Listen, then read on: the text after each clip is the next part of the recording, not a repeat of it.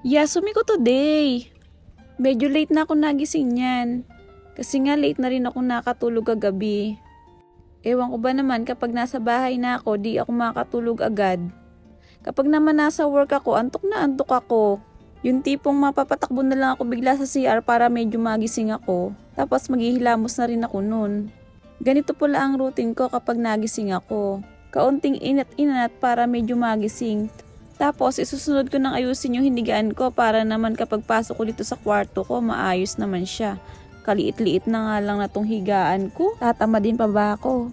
Tsaka di din naman ako mapakali kung meron akong di maayos na makita dyan sa kwarto ko. Pagkatapos kong iligpit nga pala yung higaan ko, ay dumiretso na ako sa taas namin. Oy, wala kayo, nag-improve na yung taas namin, may patabing na siya. Dati kasi langit yan. Para kami nagsho-show noon, live na live kami kung ano man yung ginagawa namin, kitang-kita nila. Pagkaakyat ko nga pala, ang una kong ginawa ay naghilamos ako ng muka. Para naman medyo fresh tayo. Kahit alam kong ganda naman ang ambag ko sa lipunan.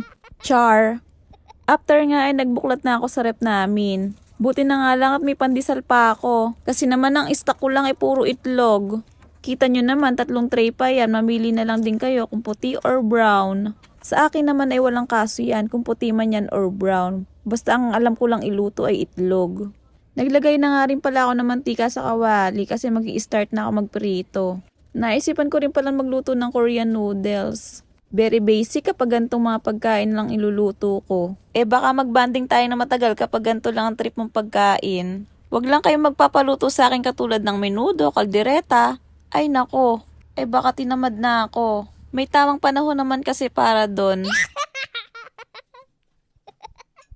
Pagkatapos ko nga pala magluto, abay syempre, ipeplex ko muna yan kasi naman hindi sunog yung pagkakaluto ng itlog ko. May kasamang pang-iinggit na rin yan kung kayo ay nainggit sa aking nilutong pagkain. Let's eat! Ayun nga, let's eat daw pero kape naman ang inuna ko.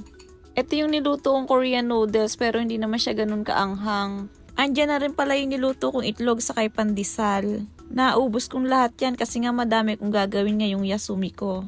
After ko nga kumain ay bumaba na rin ako sa bahay ko para ako ay makapaglaban na. Mga 10 ipod lang naman yung washing namin simula sa aming mga bahay. Lamang lang siguro ako ng ilang ipod kasi nga ang layo ng bahay ko. Ako yung nasa dulong pwesto. Binaba na nga rin pala nila yung washing namin na to sa taas. Diba dati nasa langit yan? Siya rin yun. Kung natatandaan nyo, doon nagsimula ang history ng pagiging vlogger ko. Chinecheck ko pa yata yung mga damit ko dyan baka may makita pa akong pera. Kahit alam kong wala naman akong pera. Pagkatapos nga iniwanan ko na lang sila. Bahala na lang sila maglaba doon. Malalaki naman na sila, kaya na nila yung sarili nila. May gagawin pa kasi kung iba. Sabi ko naman sa inyo, busy ko for today's video. Inasikaso ko na nga rin pala yung hacienda ko kasi nakalimutan ko na silang lahat. Chinek-check ko kung okay pa ba sila o hindi. Kung kailangan pa ba nila ako o hindi. Kailangan din kasi paminsan-minsan na kinakausap din sila para naman hindi malungkot. Baka kasi magulat ka na lang one day, lanta na silang lahat. Kung kailang wala na, tsaka ka magsisisi. Di mo kasi sila binigyan ng pagpapahalaga. Nung panahong okay pa sila, kaya nasa dulo tuloy ang pagsisisi lagi. Pero in fairness, nag-i-enjoy ako dito.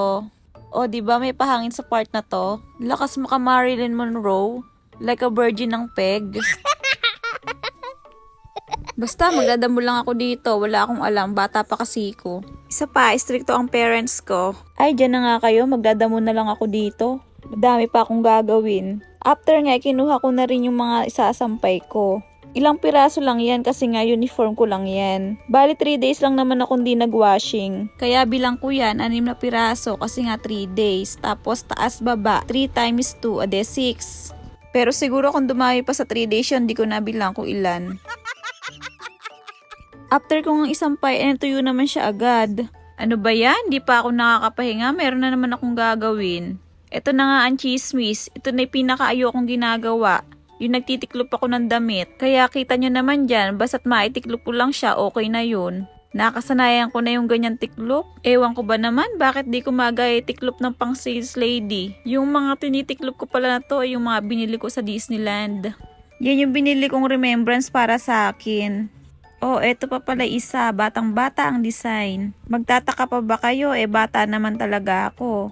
Maiba pala ako. Yung price pala niya is 2,000 yen. Kung sa peso siguro is nasa 1,000 din yan. Once in a lifetime lang naman yan, kaya 3 agad yung binili ko. Pagkatapos ng pagtitiklop ko, ay dumiretso na ako sa CR. Alam nyo na, pwede naman siguro ako dito magpahinga no. Rest day ko ngayon pero ang pagod ko rin. O siya, dyan na kayo. Babu!